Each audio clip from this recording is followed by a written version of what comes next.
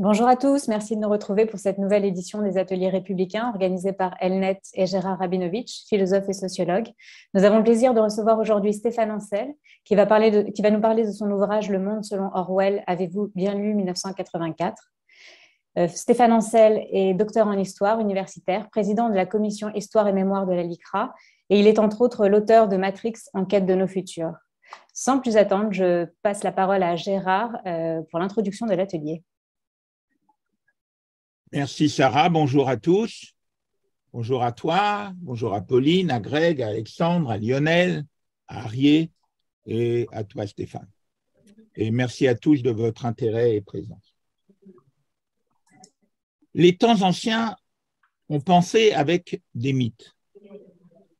Nous connaissons dans notre région civilisationnelle ceux de la Grèce antique. Sisyphe, condamné à la répétition sans fin d'un labeur vain, Prométhée, cloué à son rocher, le foie perpétuellement dévoré d'avoir bravé les dieux pour donner le feu aux hommes, Narcisse, amoureux addictif de son reflet dans l'eau, si rivé à l'image de lui-même qu'il en meurt d'inanition, Oedipe, parricide et incestueux à en perdre la vue, Icare, brûlant d'ambition adolescente imprudente ses ailes au soleil, Orphée, incapable de surseoir au plaisir promis, trop empressé de jouissance, Pandore, trop curieuse pour le malheur de l'humanité, etc. Il en est bien d'autres encore dans d'autres grandes régions civilisationnelles du monde humain, en Inde, par exemple, à l'âge védique. Ces mythes antiques sont autre chose que des croyances animistes. Ils appartiennent encore à un autre dispositif éthico-sémantique que celui du religere spirituel du monothéisme. Ils constituent des vignettes de sens qui semblent attraper des phénomènes universaux de la condition humaine première. Ils saisissent un informulable cognitif enfoui en deçà des déroulés du logos, un informulable qu'ils énoncent à l'épure de sa manifestation signifiante en un substantifique sens. Là où l'imaginaire le plus fictif, voire fantaisiste, peut se tenir au plus près du détourage d'une réalité qui reste pour autant à décrypter. Là où la poésie trouva son socle et prit ensuite le relais, tel un sceau civilisationnel dans un sceau langagier. Les traits humains que les mythes anciens ont consignés en invariant n'ont pas perdu de leur valeur séminale évocatrice. Les mythes ne rendent pas raison d'une vérité historique factuellement avérée par un assemblage de fragments archéologiques, épigraphiques, etc., mais d'une vérité spirituelle, éthico-épistémologique, ancrée au cœur de la psyché individuelle et collective, celle qu'on appelle la culture. Ernest Cassirer, Sigmund Freud sont l'un et l'autre par leur œuvre, l'anthropologie clinique pour Freud, l'anthropologie philosophique pour Cassirer, d'un grand recours pour comprendre le rôle des mythes comme moment de l'histoire de la connaissance et comme instrument de celle-ci. Freud lui-même y a recours avec le thème de la horde primitive, le postulat du meurtre du père en fonction de mythes des origines, de Big Bang, de l'humanisation de l'homme. Big Bang dont le souvenir est effacé à jamais, mais dont l'effet est déposé et scellé dans les montages hominisants de la culture et toujours actif phylogénétiquement. Métaphoriquement, Freud rapportera même au statut de mythe sa théorie des pulsions, ces êtres grandioses dans leur indétermination, comme il les désigne, concept limite entre le somatique et le psychique, approché cette fois sous l'angle du logos. Si j'ai évoqué les mythes anciens, c'est que certains des auteurs de ce qu'il est convenu de nommer la seconde modernité ont pressenti de manière plus primale que d'autres, sur le versant obscur de l'élan émancipateur des Lumières, ils ont pressenti les démembrements et dilapidations des architectures humanisantes antérieures, laborieusement acquises au fil des siècles, quoique encore bien insuffisamment. Ils l'ont buté, ces auteurs, plus fortement que d'autres, sur le désoclage des très fragiles charpentes éthiques civilisationnelles établies, un désoclage qui a ouvert alors les voies de frayage à des retours impensés de barbarie reformatée et redevenus illisibles, invisibles dans les chemins du logos de leur époque. Ces auteurs ont produit des récits, enfants de leur temps, mais pas disciples de celui-ci, qui se sont élevés à la puissance d'impact des mythes anciens et à leur condensation de sens. Dans la matière narrative dont ils sont faits, nous y trouvons maintenant la science, les technosciences, le vecteur de l'historicité, les masses, le temps, comme nouveaux paysages et acteurs. Il y a le Frankenstein ou le Prométhée moderne de Mary Shelley, le Nous autres de Zamyatin, le Brave New World d'Aldous Huxley. Il y en a peut-être quelques autres sur lesquels réfléchir s'ils ne participent pas de ce même mouvement, s'il ne faut pas les y raccrocher quand le procès de Kafka ou le Ruhr Rossum Universal Robot, pour le dire en anglais, à défaut de le dire dans la langue tchèque de son auteur, Karel Čapek. Ce que suggère, en tout cas, dans son dernier ouvrage, notre invité pour ce dernier. Et bien sûr, 1984 d'Orwell qui conclut jusqu'à présent la liste. Comme le rappelle Stéphane Ancel, que nous allons entendre dans un instant, il s'agit de l'œuvre littéraire du XXe siècle la plus citée, tout à la fois par les enseignants, les journalistes, les politiques, les intellectuels et les écrivains. Pour l'anecdote, je viens encore cette semaine de la découvrir, évoquer et citer à plusieurs occasions dans un roman policier récent d'un auteur chinois, Cui Xiao Long, qui depuis les USA où il est réfugié décrit au motif des enquêtes d'un inspecteur qui fait ce qu'il peut la vie à Shanghai sous le joug d'un pouvoir omnipotent. Ces auteurs ont perçu que quelque chose de fondamental a bougé dans l'histoire humaine au basculement de la modernité. Un glissement qui se produit et continue de se produire sous le signifiant maître de l'émancipation, sous les idéaux d'un progrès technique qui était supposé marcher de concert avec un progrès humain vers son humanité. Et sous l'impérium aveuglant desquels, c'est un démenti littéral de leurs promesses qui s'effectue et semble prendre ses marques au déroulé des 2 derniers siècles. À quel endroit se tiennent-ils ces voyants, d'où ils tentent littérairement de rendre visible, lisible, un déjà là en gésine. C'est à l'endroit, je le propose comme ça, de la perception d'une promesse non tenue, la promesse faite de l'avènement d'un sujet humain, qui ne soit ni une créature brinque-ballée, ni une chose à jeter. C'est la perception qu'à contrario des illusions des Lumières, le progrès des sciences et des techniques et le progrès de l'humain dans l'homme ne marchent pas d'un même pas, et que dans ce hiatus se niche le pire. Celui d'un au-delà, de ce que l'histoire des hommes avait retenu sous le nom de tyrannie, de despotisme, de césarisme, celui d'un au-delà de la servitude et de la domination telle qu'expérimentée jusque-là. C'est la perception de leur virtuel dépassement sous l'effet d'une puissance dynamique à l'œuvre dans les sociétés de masse depuis l'ère industrielle et son rebond numérique. Cette puissance dynamique, en régime asymptotique, il m'a semblé dans mes propres travaux qu'elles doivent être nommées la domestication. Elle court sur le mode hard dans les sociétés totalitaires comme elle court sur le mode soft dans les sociétés libérales. 2 régimes de domestication donc, le régime oppressif et le régime libéral. Et s'il y a un jour une dite convergence des systèmes, il ne faudrait pas aller la chercher ailleurs. C'est peut-être bien ce dont nous parle et cherche à nous alerter Shelley, Zamyatin, Huxley et Orwell. Si on pouvait l'observer dans les États du bloc socialiste, si on en avait aperçu les formes les plus épouvantables et les brouillons les plus effroyables avec le nazisme, Huxley et Orwell la reniflèrent dans le devenir de l'Angleterre démocratique. Peut-être simplement parce qu'ils étaient anglais, peut-être parce que l'Angleterre était la nation qui avait pourtant donné au monde l'habeas corpus, le Bill of Rights et la définition du nom d'humour, et que même avec ses hauts mérites civilisationnels, elle ne leur semblait pas à l'abri. Pour Huxley, la domestication prendrait ses quartiers par l'abrutissement ludique et addictif et le préformatage eugéniste industriel. Pour Orwell, elle allait passer par la surveillance panoptique, la décérébration et par l'attaque frontale du langage. Les 2 options ne sont-elles pas là dans le monde contemporain? Il suffit d'écouter leur travail à bas bruit, avançant, tranquillos, dans l'hébétude ordinaire. Nous avons, il y a 2 séances avec Monette Vacquin, revisité le monde d'Huxley. Pour nous accompagner dans la relecture du 1984 d'Orwell, je suis très heureux de la disponibilité de Stéphane Ancel. Comme l'a dit Sarah, il est docteur en histoire des religions et anthropologie religieuse, une thèse soutenue avec un jury qui comprenait entre autres Mireille Adas-Lebel, Joseph Mélez, Modre Zejewski, André Lemaire, excusez du peu. Comme l'a dit Sarah, il est président aussi de la commission Histoire, Mémoire et Droits de l'homme de la LICRA. Mais c'est là pour nous ce jour son originalité, son attrait et sa pertinence. Il est professeur dans des établissements d'enseignement supérieur et auteur de nombreux articles et ouvrages sur une intersection de domaines on ne peut plus fructueuses, autour du judaïsme et de l'histoire juive d'une part, autour de la modernité et ses médias d'autre part.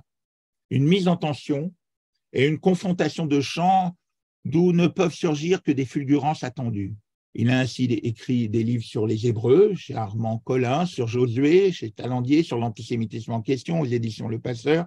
Il a rédigé un manuel d'histoire juive pour l'Hort, etc. Mais encore un essai, comme l'a évoqué Sarah, sur Matrix en quête de nos futurs, sur la série Camelot, sur la télévision selon Hanouna, et puis son très récent Le Monde selon Orwell, avait voulu 1984 aux éditions du Cerf il y a peu de mois.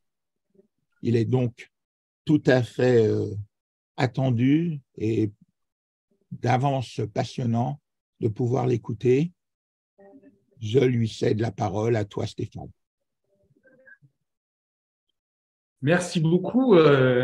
Est-il besoin de dire quelque chose après tout ça? Bon, il faut quand même que je justifie ma présence, donc je vais quand même. Je vais y aller, mais merci de cette présentation et merci de ces mots introductifs qui ont donné déjà une très grande profondeur à l'œuvre d'Orwell, effectivement remettant cette œuvre dans un continuum d'autres tentatives pour sonder notre monde et un monde en perpétuel basculement, parce que depuis l'Antiquité, on a l'impression que notre monde bascule, c'est sans revenir à la querelle des anciens et des modernes, mais effectivement, les avancées quasi continuelles de la technologie fragilisent à chaque époque l'humain dans sa définition, pas forcément dans ce qu'il est, mais dans sa définition, et oblige à une redéfinition constante. Et effectivement, le Frankenstein de Mary Shelley en 1816, eh bien,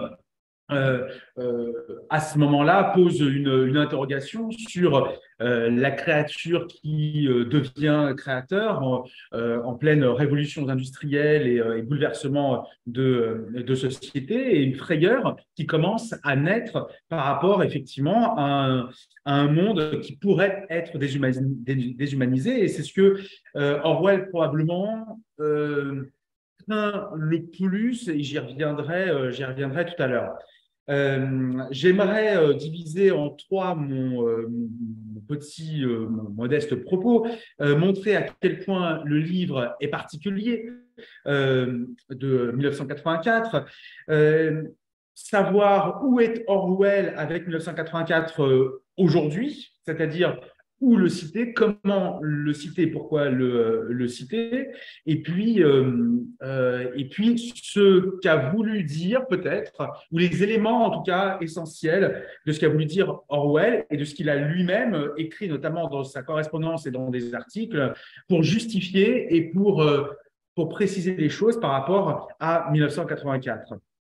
Alors, c'est un livre très, très spécial, vous le savez, écrit par Orwell, qui était déjà connu, qui ne s'est pas fait connaître par ce livre-là. Il était déjà connu et reconnu.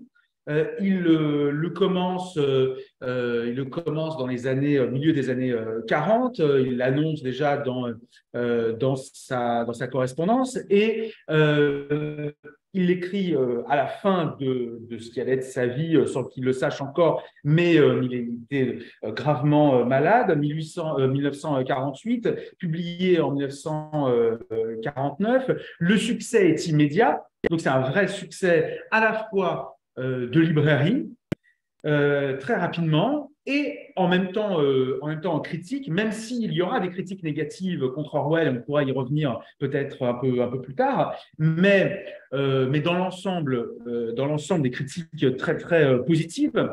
Et bien évidemment, comme il a eu alors, ce n'est pas forcément calculé, mais une forme quand même d'intelligence de pousser à une date assez proche sa dystopie, c'est-à-dire 1984, ce que les lecteurs, notamment les plus jeunes, avaient toutes les chances de voir de leurs yeux. arriver, donc l'année 1984, il aurait pu dire 2084 comme Boualem Sansal ou 3000 ou autre chose. Il avait hésité, j'y reviendrai, entre deux titres, 1984 et le dernier homme d'Europe. Il a choisi finalement 1984 et vous imaginez bien qu'à l'approche de cette date fatidique, eh bien, de plus en plus de colloques, d'articles, d'essais ont essayé de savoir si Orwell avait raison ou non. J'ai parcouru un petit peu ses écrits et c'est assez étonnant et un peu ironique aussi, c'est que en fait, on a simplement à un moment donné essayé de savoir s'il avait raison ou pas, s'il était un prophète ou s'il s'était trompé, comme une sorte de jeu comme ça. En 1984, vous avez un grand colloque dont les actes ont été publiés et avec des auteurs qui disaient Orwell a eu raison, regardez, et d'autres auteurs qui disaient Orwell a eu tort, regardez.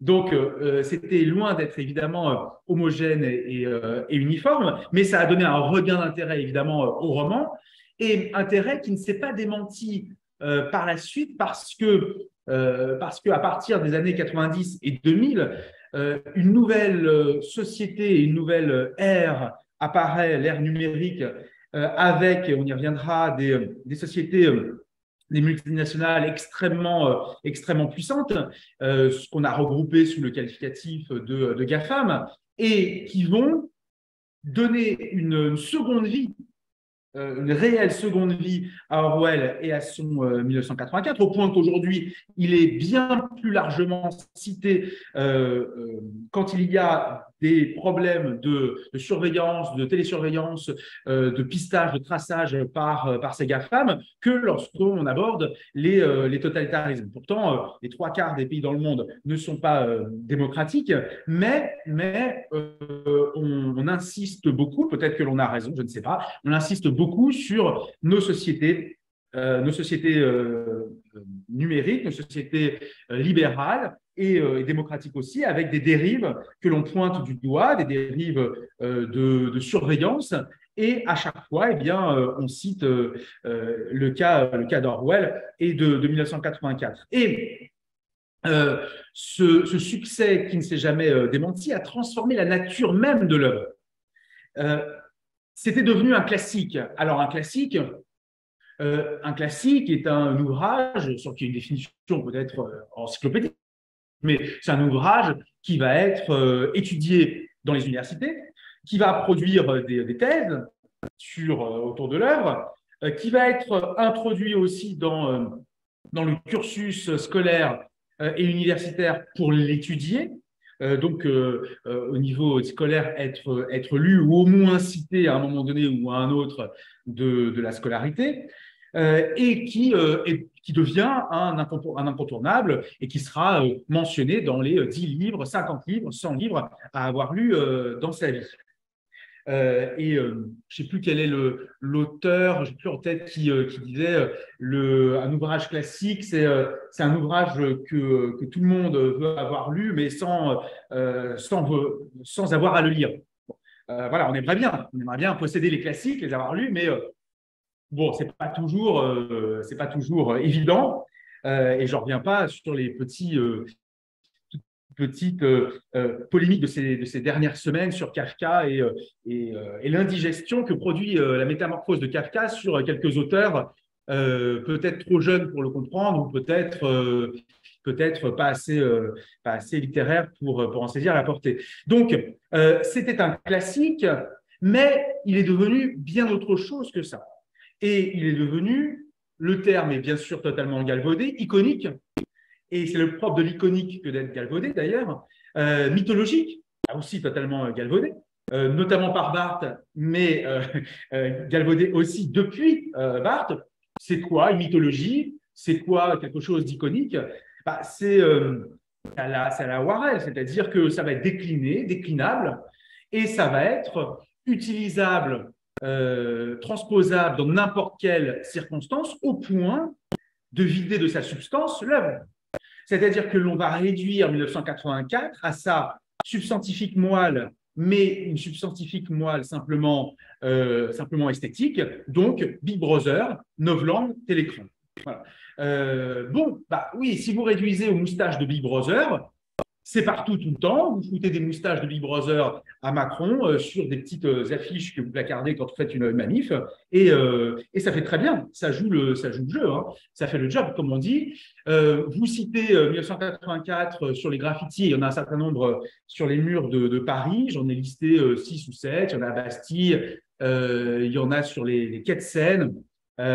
Ou sur le quai de Seine notamment, en 1984, et en dessous marqué Big Brother. On ne sait pas trop pourquoi, on ne sait pas trop qui. On se doute que si c'est écrit à Paris et dans, disons, ce contexte social que l'on connaît, que ce n'est pas une dénonciation du régime nord-coréen. Donc, probablement que c'est pour dire, attention, dérive autoritaires de Macron et tout ce que l'on connaît. Bon, et bien évidemment, on en parlera tout à l'heure, Covid-19-84. Donc, c'est déclinable à l'envi au point que l'on peut se demander, évidemment, si 1984 est encore lu et est encore lisible. S'il a été totalement vidé, est-ce qu'on peut encore sortir quelque chose de cette œuvre? Et c'est ça qui m'intéressait. Si tout est orwellien, comme si tout est kafkaïen, plus rien ne l'est. Bon, ça va être l'année de Kafka très, très bientôt, 2024, et on va en reparler. Et est-ce que Kafka ne va pas être… Est-ce qu'il n'est pas déjà complètement dénaturé? Est-ce qu'on peut encore parler de Kafka? Est-ce qu'on peut encore parler d'Orwell, d'une situation orwellienne et de 1984? Pour mon parcours à moi, que vous sachiez effectivement d'où je parle, les présentations étaient très flatteuses, juste pour y mettre encore une petite touche de cohérence, parce que effectivement, j'ai eu, disons, une première carrière au moins, j'allais dire, littéraire, autour de l'histoire des religions et autour notamment précisément du judaïsme dans l'Antiquité. Ma thèse, effectivement, avec Miala Deslebel et surtout Mélez Mandrzejewski, qui était un éminent papyrologue et très, très, très grand historien du droit.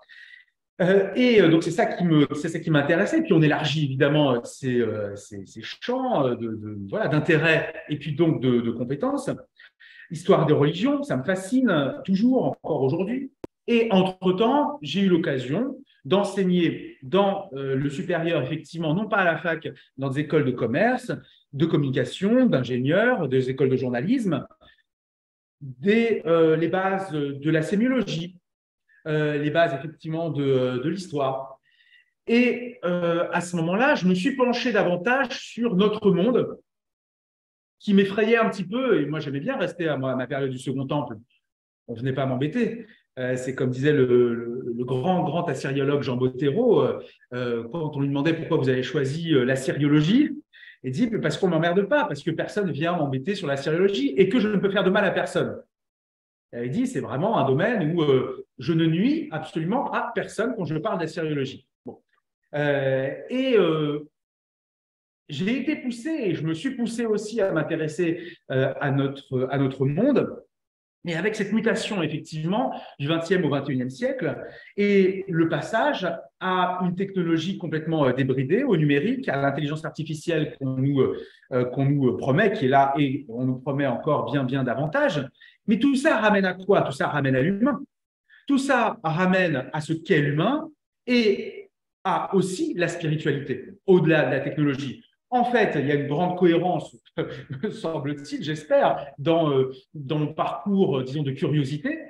Quand je me suis penché, effectivement, alors en fan sur la trilogie Matrix, c'est que dans Matrix, avec ces 3 films, donc ça fait plus de 9 heures quand même de bobine, et vous y avez énormément de références, que ce soit des références littéraires, notamment à Barthes, des références philosophiques, à Platon, bien évidemment, des références cinématographiques, des références spirituelles, beaucoup, des références religieuses au judaïsme et au christianisme essentiellement.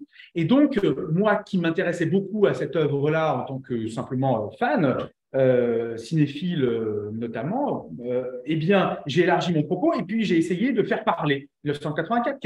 Comme modèle, qu'est-ce que ça nous propose comme avenir, effectivement, et en faisant écho à d'autres œuvres, que ce soit cinématographiques ou littéraires.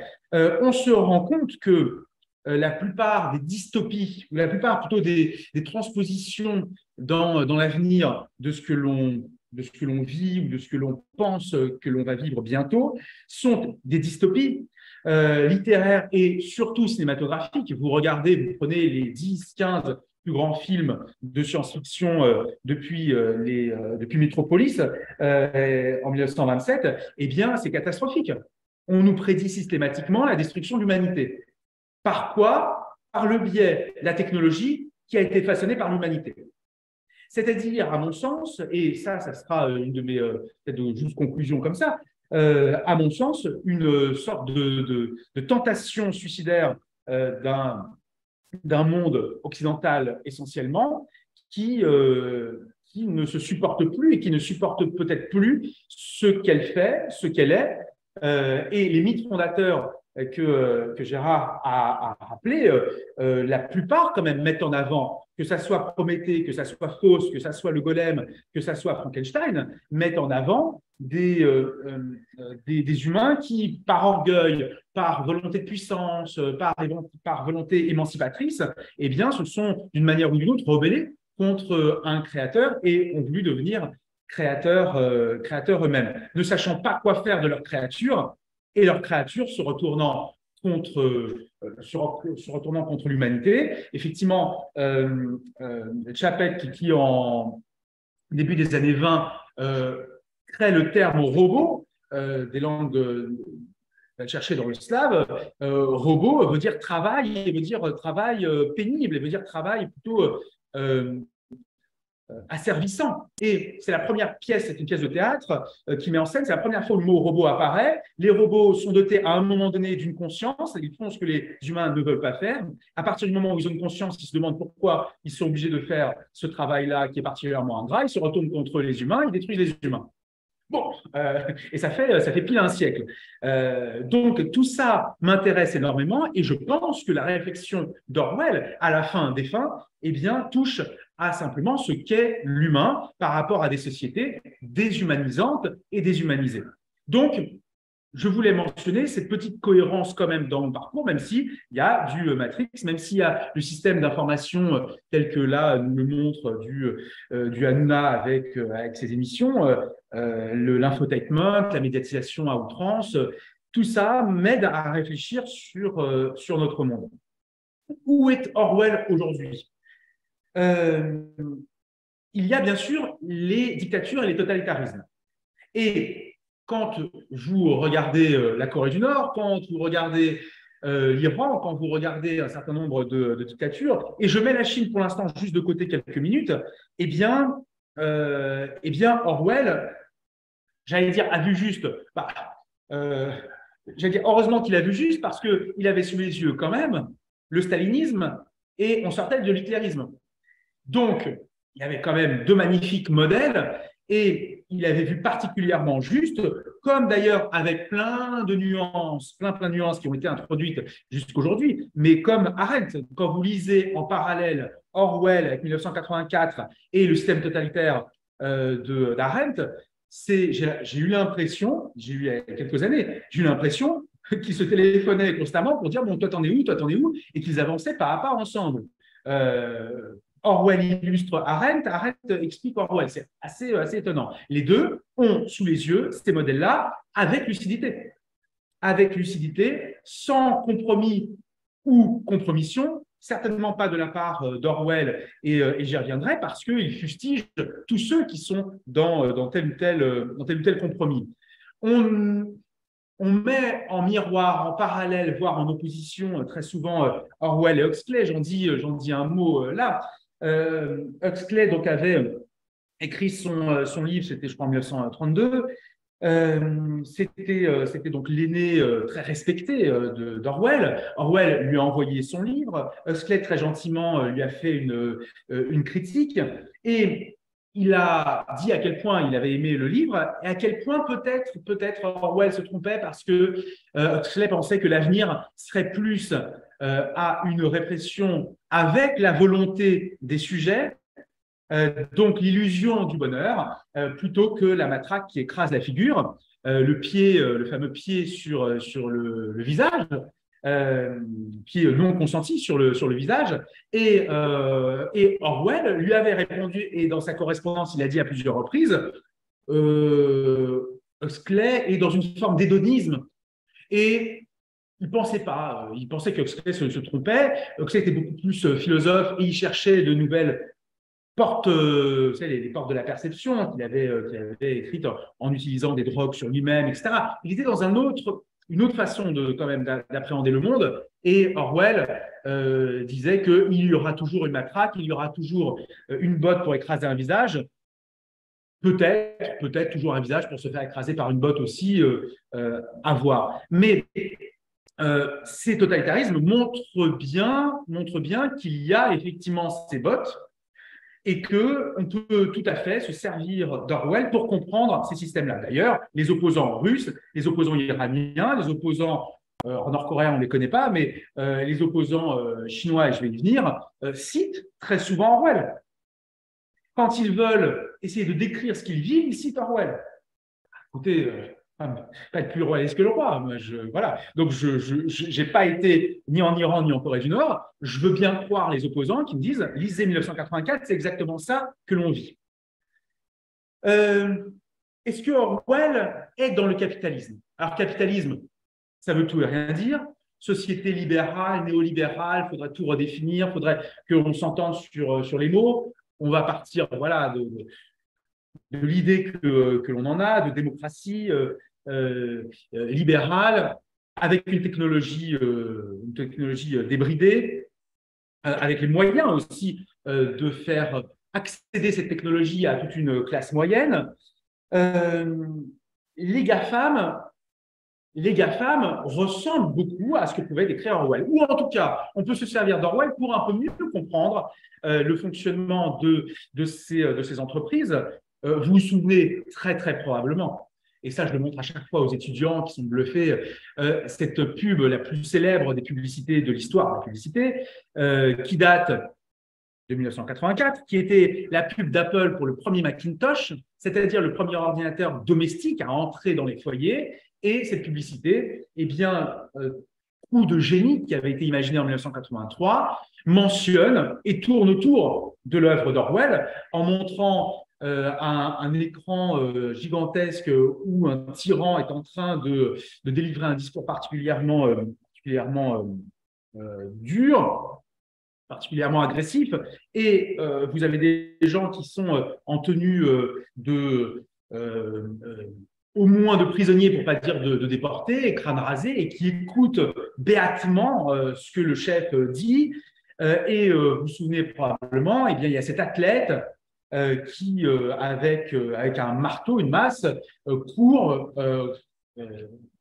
et tout est avec des couleurs extrêmement sombres. Elle porte la lumière, elle a un short, si je me souviens bien, rouge et un t-shirt blanc, et elle est poursuivie par une milice casquée, et devant l'écran, elle balance la masse. Pour l'instant, il n'y a pas eu encore de slogan, rien. Elle balance la masse, l'écran explose, il y a une lumière qui s'en dégage, et ça finit par ce slogan. En 1984, Apple sort son premier Macintosh, et vous verrez pourquoi 1984 ne sera pas comme 1984, c'est-à-dire le roman. Coup de génie extraordinaire. Apple avait payé extrêmement cher pour passer cette publicité une fois, puis après c'était de manière plus anecdotique, mais une fois lors du Super Bowl, des dizaines de millions de personnes qui voient cette publicité-là. Et en 1984, Apple pouvait dire, eh bien, nous allons libérer l'humanité de l'abêtissement de la télévision, notamment, et nous allons donc libérer les esprits. 20 ans, 30 ans après, Apple, et c'est toute l'ironie de la chose, eh bien, est l'entreprise qui est la plus montrée du doigt pour oppresser, abêtir, asservir les esprits humains, à les tracer, à les pister, à les suivre. Apple, Facebook et toutes ces multinationales.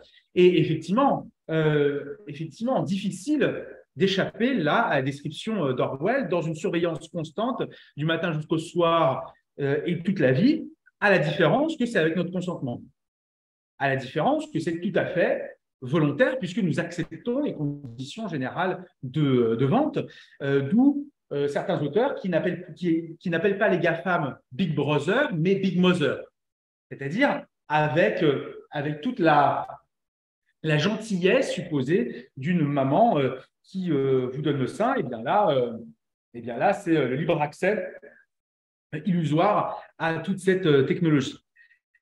Donc, oui, il y a lieu de relire Orwell à l'aune de cette ère technologique et numérique.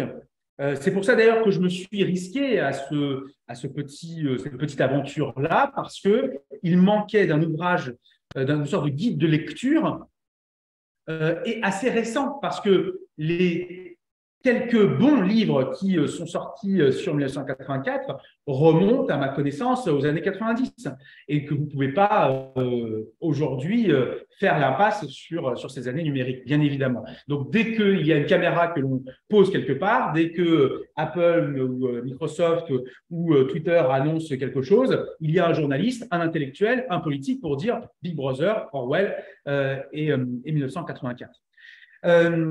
Est-ce qu'il y a lieu de citer Orwell à propos du langage? Oui, par pur respect d'Orwell, puisqu'il a été particulièrement intéressé par cette question, effectivement, la transformation du langage, que l'on voit à l'œuvre ici et maintenant. Alors après, avec là aussi, toutes les nuances possibles et imaginables, parce que le langage n'est jamais figé, parce qu'il s'adapte, il bouge, il est utilisé comme arme par les uns, par les autres. Comment dire, comment on appelle ça,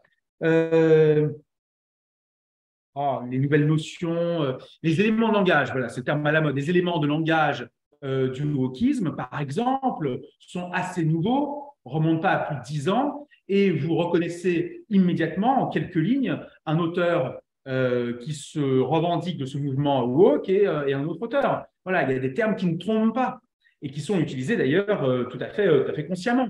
Des éléments de langage de l'islamisme, des éléments de langage du capitalisme, peu importe.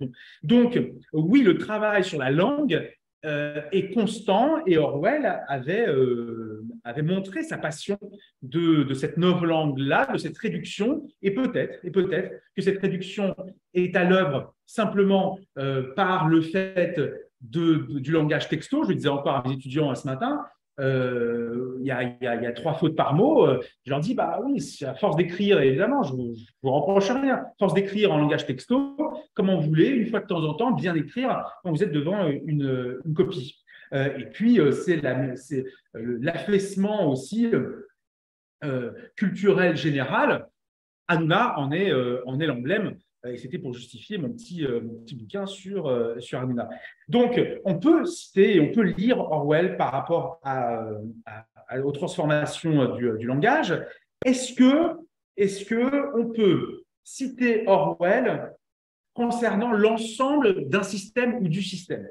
C'est-à-dire, est-ce que l'on peut dire que nous vivons dans un régime, en fait, qui est totalement illusoire, dans un système illusoire, qui nous maintient dans l'illusion de quelque chose et qui, par ailleurs, se sert de nous pour nous asservir, c'est-à-dire nous faire voter de telle ou telle manière, nous faire consommer de telle ou telle manière, etc.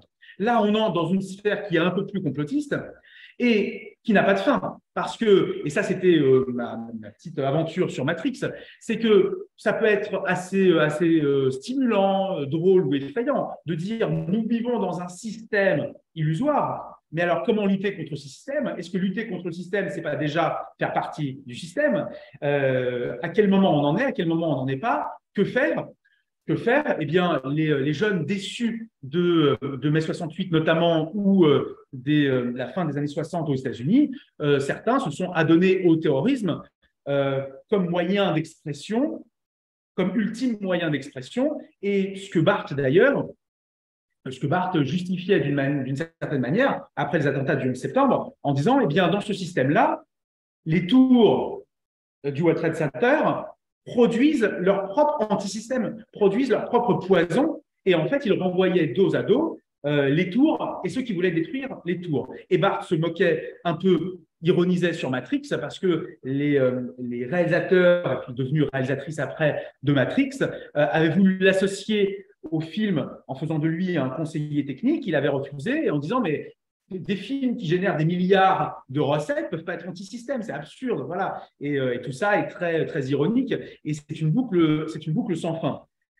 Et c'est bien pour ça que Orwell est beaucoup plus cité aujourd'hui par l'extrême gauche, quelle qu'elle soit, que par d'autres courants, une extrême gauche qui, en fait, veut démanteler, veut déboulonner non pas une république, non pas un chef d'État, mais l'ensemble d'un système en recourant éventuellement à une violence et en justifiant cette violence-là. Et c'est bien pour ça qu'assez régulièrement, il cite 1984 et Orwell. Entre parenthèses, Mélenchon avait eu l'audace de critiquer Orwell et son aventure lors de la guerre d'Espagne, quand Orwell avait critiqué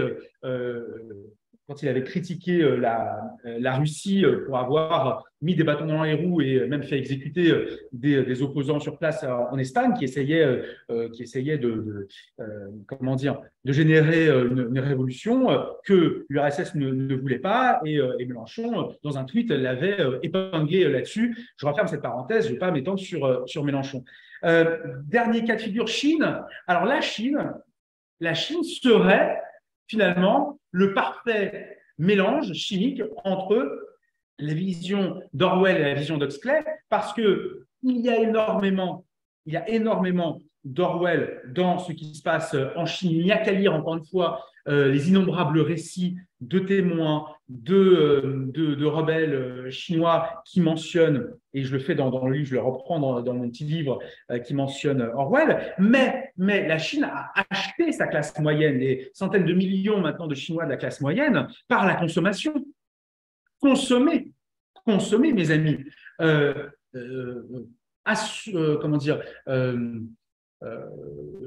Délivrez-vous de la pauvreté dans laquelle vous étiez, assouvissez tous vos désirs par la consommation du moment que vous ne parlez pas politique. La consommation est une énorme carotte, si je puis dire, en plus de la note sociale, parce que la note sociale, comme vous le savez, ne fait pas que pénaliser, la note sociale encourage aussi de l'autre côté. La note sociale valorise, privilégie un certain nombre de personnes qui sont dans les trous.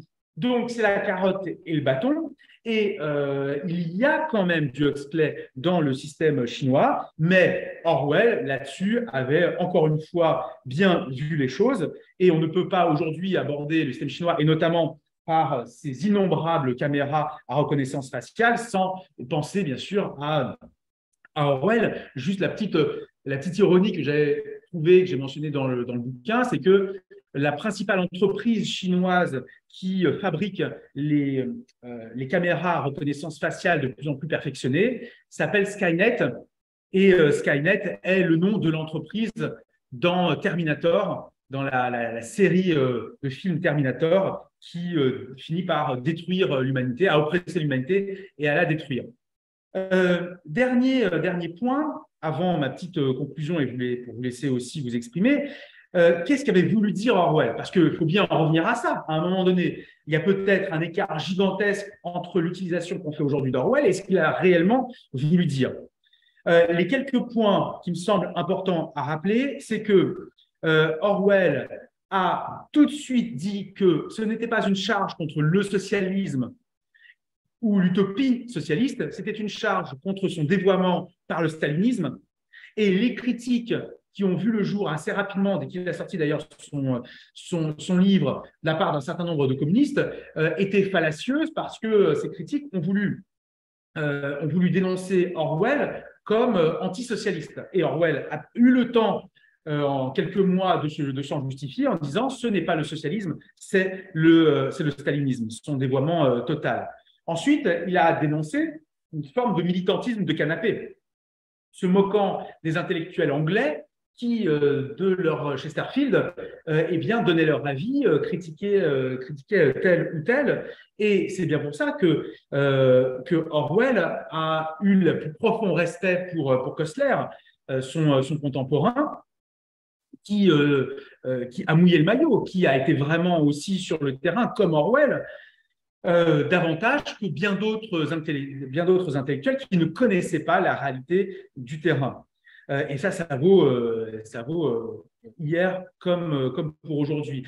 Et Orwell a également, me semble-t-il, eu toujours cette préoccupation de l'humain face à la déshumanisation.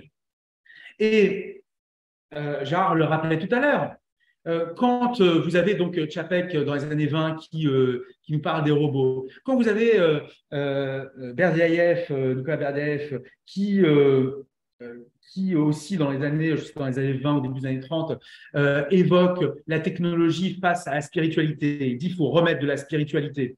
Quand vous avez Bernanos qui écrit La France contre les robots à la sortie de la guerre, c'est-à-dire qu'il y a bien d'autres quand même sujets de préoccupation, la France contre les robots, ce sont des gens qui ont vu plus loin et ont vu à quel point la question principale n'était pas la technologie, mais était l'humain. Plus vous mettez de la technologie, moins il y aura d'humain. C'est ce que disait aussi Norbert Wiener, qui était le père de la cybernétique, c'est ce qu'on appelle la robotique aujourd'hui, mort en 1964, et qui prévenait. Lui qui a écrit un livre qui s'appelait God and Golem, il disait déjà dans les années 60 que nous avons perdu le contrôle sur la science, que la science est comme un golem qui se retournera d'une manière ou d'une autre contre l'humain. Et il prévenait, plus vous mettez d'interface entre les humains, moins vous avez d'humains. Bon, il le disait donc il y a 70 ans.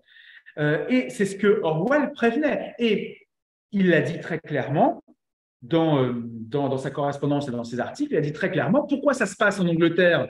C'est pour dire que ça peut se passer en Angleterre, que ça peut se passer ici et maintenant, que ça peut se passer dans un régime qui auparavant était un régime démocratique et libéral et qui peut s'en détourner et qui peut basculer. Donc, il prévient et il dit, en fait, voilà ce que pourrait être l'avenir.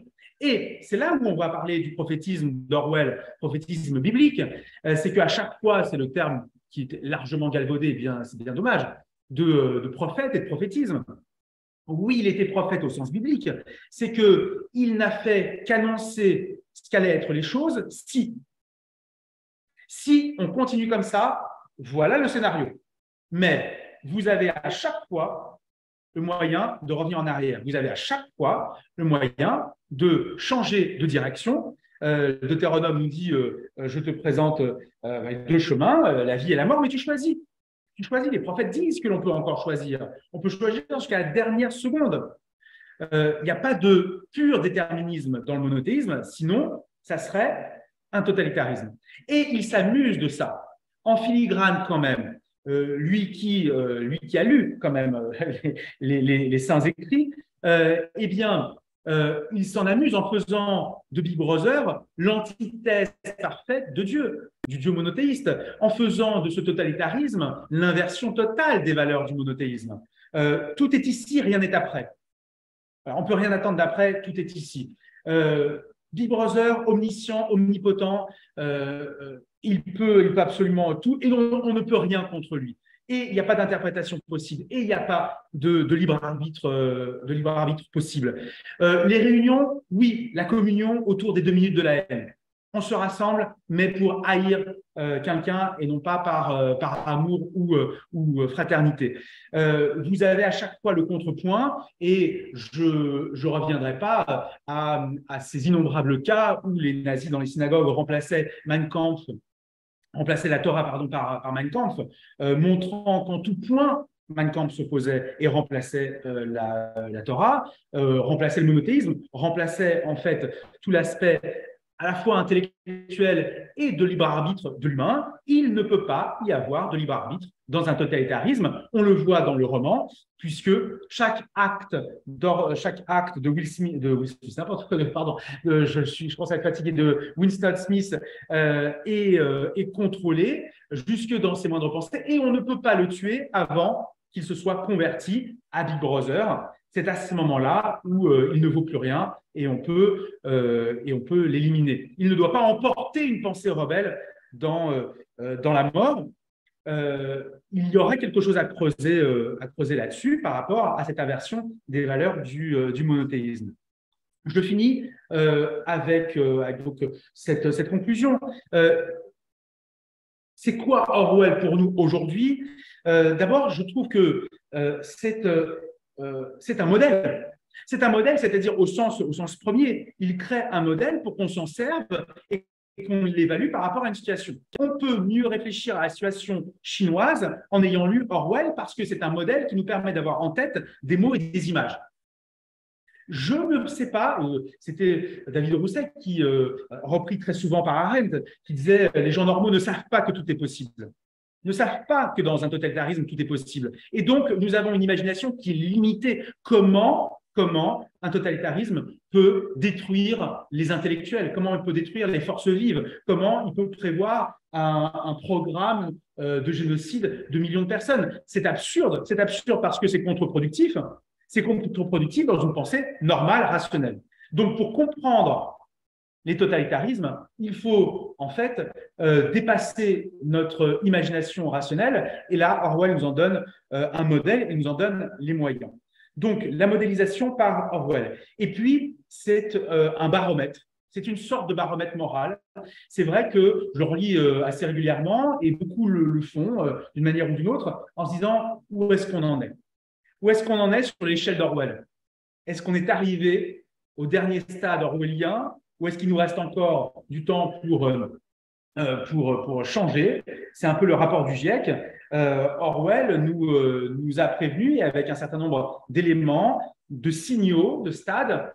Eh bien, on peut s'y référer, encore une fois, comme baromètre moral. Et pour absolument finir, je reviens sur cette tentation suicidaire.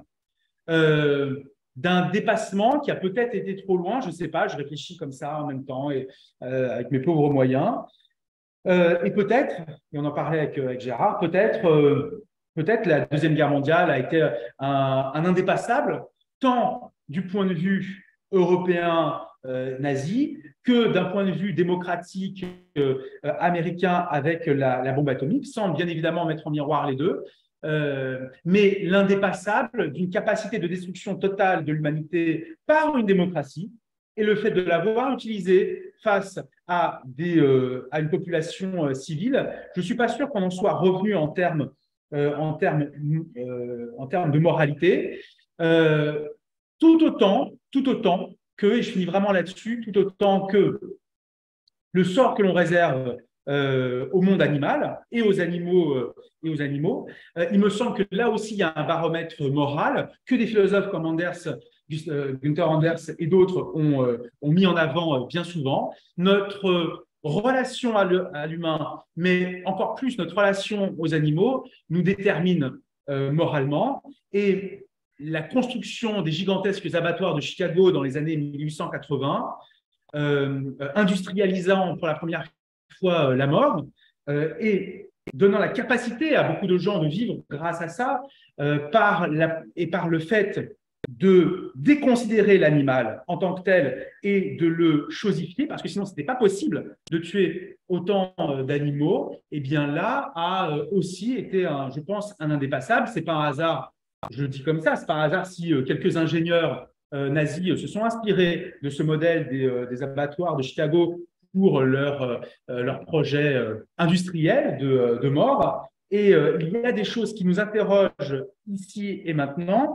Et Orwell était sensibilisé à toutes ces questions-là. Il faut le relire, lire aussi son énorme correspondance et ses articles publiés, traduits en français il y a juste quelques années, en 4 gros volumes, qui m'ont beaucoup servi évidemment pour écrire ce petit essai. Donc je pense que c'est une vision globale que l'on doit avoir, notre rapport à la technologie, notre rapport à l'humain, notre rapport aux animaux, et tout ça nous ramène encore une fois à l'humain. Donc ça a un sens, et mon parcours a aussi, s'il a un sens, c'est celui-là du retour à l'humain. Je vous remercie de m'avoir écouté, j'espère que je n'ai pas été trop long. C'est nous, Stéphane, qui te remercions de ta lecture d'Orwell et aussi de cette interaction que j'évoquais au début chez toi entre la connaissance juive et la connaissance de la modernité, qui est vraiment nécessaire et fructueuse. Je vais avoir l'occasion d'y revenir. Pour discuter avec toi un peu, d'abord, je voudrais dire que je pense qu'il est moins un anticipateur qu'un amplificateur et un avertisseur. C'est-à-dire qu'il ne s'agit pas chez Orwell de dire ça va être comme ça, mais comme tu l'as dit d'ailleurs, c'est-à-dire si, comme le prophète, si ça continue, voilà ce qui est déjà là et voilà ce qui peut faire croissance et subjuguer l'intégralité des dispositifs. Ça, c'est la première chose. La deuxième chose, c'est qu'en effet, il y a 2 points, et je voudrais revenir sur un. Il y a un point que tout le monde finalement observe, et en général l'extrême gauche, comme tu l'as dit, c'est le césarisme, c'est les GAFAM, c'est ce qu'on appelle dans le langage politique la domination. Et donc, il y a quelque chose de l'ordre de la domination qui s'amplifie et qui fait… Je me souviens qu'au moment du Covid-19, il y avait plein de gens qui protestaient contre l'installation d'applications pour savoir qui était en contact avec quoi, mais ils trouvaient ça une monstruosité étatique, mais ils n'avaient aucun problème d'être identifiés en permanence par toutes les autres applications ludiques qu'ils pouvaient avoir, et avec lesquelles ils jouaient en permanence, et qui ont même été découvertes comme étant des vrais problèmes de sécurité. Par exemple, des soldats américains qui s'entraînaient à la course et qui avaient leur application qui pouvait les situer en permanence là où ils se trouvaient. Bon, bref, donc le système était déjà là et d'un seul coup, sous sa forme ludique, il l'acceptait, mais sous sa forme gouvernementale, ça devenait une monstruosité. Donc ce césarisme du Big Brother qui est en fait le point le plus culminant du césarisme, ça c'est une chose dans l'avertissement et en effet, il est de plus en plus technologiquement avéré. L'autre chose que tu traites dans ton bouquin, mais qui m'apparaît encore plus problématique, parce qu'il y a quand même des possibilités de rétorsion, même si elles se rétrécissent au césarisme. C'est la destruction du langage. Et je trouve qu'il y a un coup de génie chez Orwell sur ce sujet, avec son novlangue.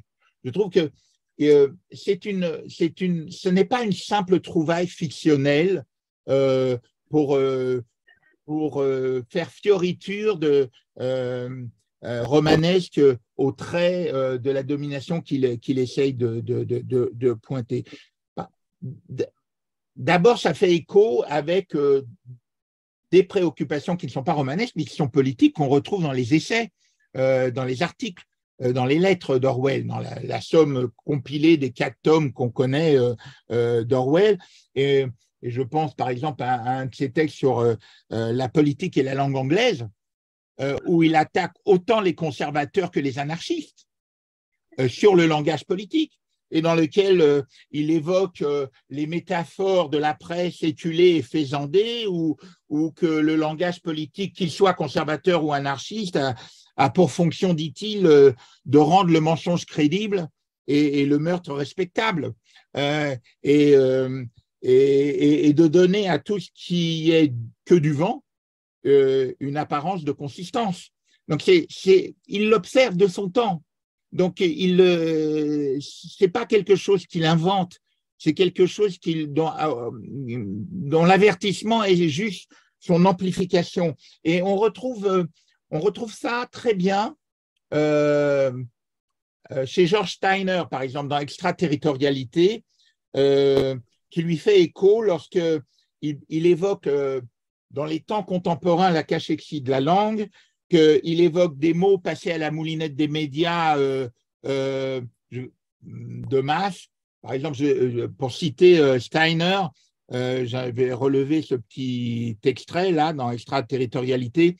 Leur précision discriminatoire, leur teneur marquante et vérifiable ont été gommées, lissées à l'intention du grand public. Le pourcentage de clichés et de lieux communs que tous partagent sans que personne ne le vive n'a cessé de croître. Et je veux dire, c'est un état des lieux. Il y a une espèce d'état des lieux par amplification, par effet de loupe, mais c'est un état des lieux de la société. Et donc, c'est pas seulement le socialisme, c'est l'état de la société qu'il montre là. Et quand George Orwell, dans son appendice, parce que, je veux dire, dans le 1984, il y a le récit, et puis il y a ce petit ajout là, son appendice sur le novlangue, et ce petit ajout là, je trouve, c'est comme s'il avait besoin de pointer qu'il faut bien faire attention à cet aspect-là du bouquin, tu vois, comme s'il avait besoin de surligner cet aspect dans son livre. Et lorsqu'il dit que le but du novlangue est non seulement de fournir un mode d'expression aux idées générales et aux habitudes mentales des dévots du socialisme anglais, mais de rendre impossible tout autre mode de pensée. Je veux dire, il était entendu, je cite toujours Orwell, que lorsque le novlangue serait une fois pour toutes adopté et que l'ancilangue serait oublié, une idée hérétique, c'est-à-dire une idée s'écartant des principes de langue soc, serait littéralement impensable, du moins dans la mesure où la pensée dépend des mots. Or, je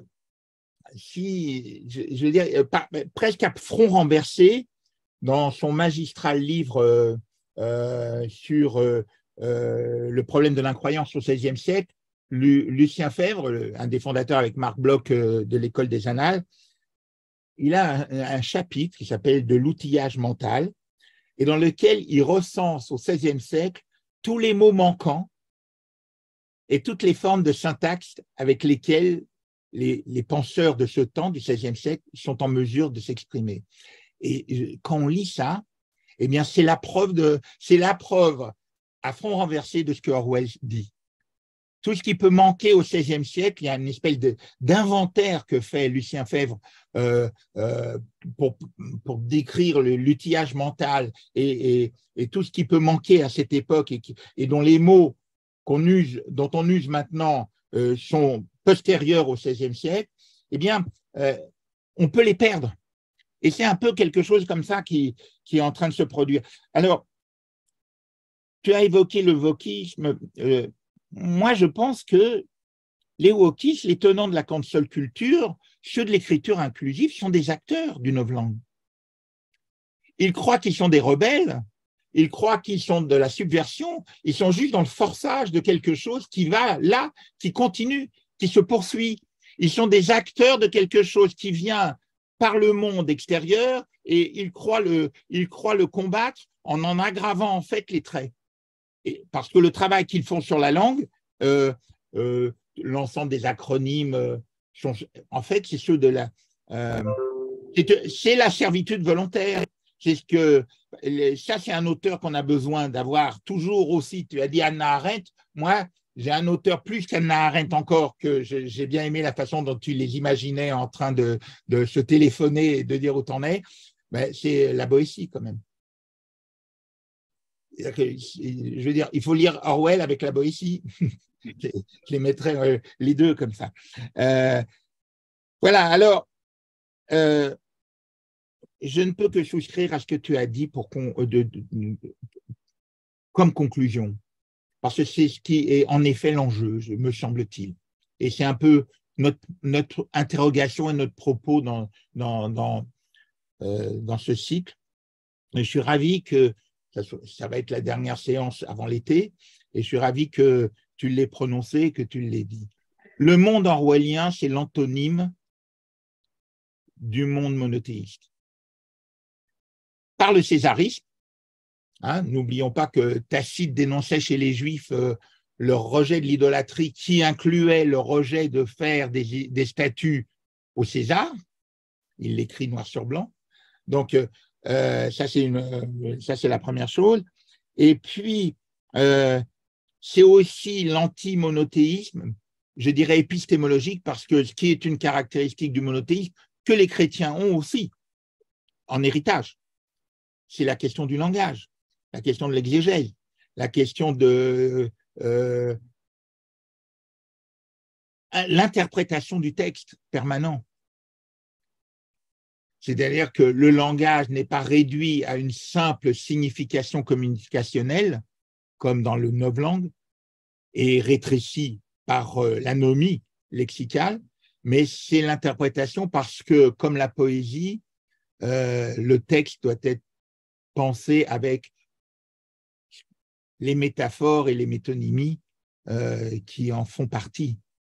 Et donc, ça, c'est la première chose. La deuxième chose, c'est que le monothéisme, tu as évoqué le Deutéronome, on peut réévoquer une autre partie de Deutéronome comme de Samuel, qui est que c'est les parties du Deutéronome et de Samuel qui sont traitées qui sont pensées dans le traité Sanhédrin sur la question de la royauté. Et comment les Anglais, justement, que j'évoquais tout à l'heure, cet apport civilisationnel qui va mettre à la fois le Bill of Rights et puis l'habeas corpus, etc., ont été recherchés au XVIIe siècle dans le Deutéronome et dans Samuel, la pensée biblique du pouvoir royal et l'avertissement contre le pouvoir royal. Donc, merci à toi. Je ne sais pas s'il y a des interventions. Non, pas. Non. Alors, s'il n'y en a pas… J'en ai une. Oh, Jacobo. Salut. Vas-y, Jacobo. Ah, salut. Salut Stéphane, salut Rabi. Je vais essayer d'être très court. D'abord, merci de l'introduction de Gérard qui était très, très fine, surtout sur le novlangue, le Newspeak chez Owen. Et puis, je voulais te dire, Stéphane, que je suis très heureux que tu sois, que tu aies investi le contemporain. Il était temps. Il était temps. J'ai quand même une petite critique, ça ne t'étonnera pas, c'est que en voulant tout mettre là-dedans, le wokisme et Hanouna et je ne sais quoi encore, et même certains États, non, ce n'est pas pareil. Mais la Chine ou l'Union soviétique que l'Iran. L'Iran ne peut pas rentrer dans cette définition que donnait Orwell. De la même façon, alors, en 1984, tu as cité la pub de Apple. Moi, je citerai Margaret Thatcher, qui, pour souhaiter la nouvelle année aux Britanniques, avait dit Orwell s'était trompé. Non, il ne s'était pas trompé. Le problème, ce n'était pas un avertissement vis-à-vis des Britanniques, même si l'action se situe à Londres. C'est pas ça, c'est pour leur faire prendre conscience de ce qu'est un seul système et non pas le totalitarisme en général, le communisme et le stalinisme en particulier. Lorsque on étend cette notion du système décrit par Orwell, Orwell n'est pas un anticipateur, il décrit ce qu'est la société communiste. Après avoir beaucoup hésité, tu parlais de ses aventures à Barcelone, hein, où il avait écrit cet hommage à la Catalogne, hein, qui était aussi une revendication du Parti ouvrier d'unification marxiste, les trotskisants, contre le stalinisme. Et puis, il y a aussi dans ce merveilleux film L'ombre de Staline, Mr. Jones, où il a une discussion avec Gareth Jones, le journaliste qui a vu la famine en Ukraine, le Holodomor. Et à ce moment-là, Orwell n'est pas encore critique du stalinisme, mais c'est ce système-là qu'il pointe et il situe son action à Londres simplement pour faire prendre conscience, pour faire comprendre que ce n'est pas quelque chose qui est extérieur aux Britanniques. Leur dire, là est le danger. Il ne fait pas allusion au nazisme. Il ne fait pas allusion au nazisme du tout. Ce bouquin est publié en 49, il est écrit en 48, et c'est simplement l'inversion 48-84 hein, qui est très forte, et c'est simplement pour alerter sur les dangers. Alors, tu as fait référence à la Chine, très juste. Il faut faire référence aussi à tous les autres systèmes communistes, et je te reprocherai évidemment de ne pas prendre mon propre pays qui vit la même chose. Cuba, dans un des bouquins que j'avais fait autrefois, je commençais en citant Orwell, en faisant une paraphrase d'Orwell. Et finalement, il y a quand même un bouquin que ni l'un ni l'autre vous n'avez cité qui est très très juste. C'est celui de Boualem Sansal, 2084. 2084, où il imagine une société comme ça sous un régime islamiste. Il manque, c'est un bouquin absolument formidable, mais il manque quelque chose à ce bouquin. C'est l'amour, c'est le sexe. Or, il y en a plein. Vous n'y avez pas fait référence. La rédemption chez Orwell dans 1984, c'est Julia. Hein. C'est ce personnage absolument merveilleux. C'est la seule rédemption qu'il peut y avoir face à un système comme ça. C'est le seul moyen d'y échapper. Le reste, la critique que je fais, c'est qu'en étendant un peu trop la portée de 1984, on le rende finalement quelque peu inoffensif. Et salut à tous les deux.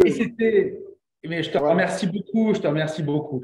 Et c'était effectivement tout le propos de dire tout n'est pas orwellisable, tout n'est pas transposable. Simplement, on peut encore le lire et pour comprendre telle ou telle situation. Alors, je suis évidemment totalement d'accord avec toi que l'Iran n'est pas la Chine, que l'Iran n'est pas la Corée du Nord. Voilà, sur certains points, sur certaines choses, voire sur l'ensemble du modèle, comme en Chine, mais sinon sur certains points, ça peut aider. Ça peut aider à comprendre, ça peut aider à comprendre ce qui s'est passé aussi à Cuba, comprendre parce que c'est loin, parce qu'on on s'informe pas forcément énormément, mais si on dit voilà, lisez 1984, vous comprendrez mieux un certain nombre d'aspects, alors on peut transposer. Par ailleurs, ce que disait Gérard tout à l'heure, c'est que, et vraiment juste 2-3 mots, hein, mais c'est l'expérience de la guerre d'Espagne qui l'a profondément changé aussi. Et par rapport à la question du langage, c'est en revenant de la guerre d'Espagne qu'il a dit, notamment c'était à Koestler qui dit que l'histoire s'est achevée en 1936, dans le sens où 2 et 2 ne faisaient plus 4. C'est-à-dire qu'on peut tout dire à partir de ce moment-là. Ce qu'il a lu et entendu au retour de la guerre d'Espagne et qui était totalement faux par rapport à ce qui s'était passé, l'a convaincu que en fait on peut mentir, mais à une échelle astronomique, à l'échelle d'un système, qu'on peut tout faire croire, qu'on peut modifier même les règles initiales de physique et de mathématiques. Et il a commencé à réfléchir sur le langage à partir de ce moment-là. Et je finis peut-être sur Julia. Et c'est toute l'incompréhension pas tous, mais voilà, parce qu'il ne faut pas non plus tout mettre dans le même sac, mais d'un certain nombre de wokistes et de néo-féministes qui ont commencé à relire 1984 et qui ont dit, il y a eu, et je le cite dans le bouquin, quelques cas déjà de féministes qui ont dit Orwell est misogyne et 1984 est un livre misogyne. Pourquoi? Parce que le héros est un homme et que la femme, finalement, n'incarne que l'érotisme, que la chair, qu'elle n'a même pas de nom de famille, c'est juste Julia comme ça, elle s'endort quand on lui lit les théories de Goldstein, et c'est passé à côté complètement de l'œuvre. Donc je te remercie d'avoir cité Julia. Il y a de rédemption qu'en Julia, il y a de rédemption qu'entre cette rencontre-là de cette rébellion qui est très, très intériorisée de Winston Smith, qui est un personnage quand même très, très médiocre au sens premier. Il est moyen en tout, il n'a rien d'un héros, et c'est lui qui serait le dernier homme d'Europe. Et Julia, qui n'est qu'exubérance, qui est vraiment, qui arrive à cacher totalement ce qu'elle est fondamentalement, mais qui, par son corps, s'exprime, et cette rencontre-là et cette relation-là amoureuse, et quand il lui dit « je t'aime » et « dis-moi combien d'hommes tu as eu, plus tu auras eu d'hommes, plus je t'aimerai », là, il y a quelque chose d'émancipateur et d'extrêmement fort, et en général, les régimes autoritaires, à plus forte raison totalitaires, interdisent cette décadence de la chair, cette réjouissance comme ça, ou cette jouissance, parce que ça peut éloigner évidemment du parti. Donc c'est Julia qui permet à Winston pendant juste quelques temps, de pouvoir être libre, et par l'amour, et par ce corps, et par cette fusion des chairs. Je te remercie, Jacobo. Moi, je vous remercie tous les deux, et je vous remercie, on va devoir arrêter, mais on pourra continuer très agréablement. Mais on va devoir arrêter. Alors, pour rebondir sur ce que Jacobo a introduit très justement avec Julia et sur ce que Stéphane a repris et rebondi, eh bien, n'oublions pas non plus que dans la domination, peut-être la femme est un détournement de l'engagement du parti, comme dit Stéphane, mais que dans la novlangue contemporaine, on efface le mot de sexué par le mot de genre, et qu'avec la sémantique du genre, on essaye de gommer la différence des sexes, qui est peut-être un point de résistance contre la domestication et la domination. Je vous remercie tous et on se retrouve à la rentrée. Bon été. À bientôt.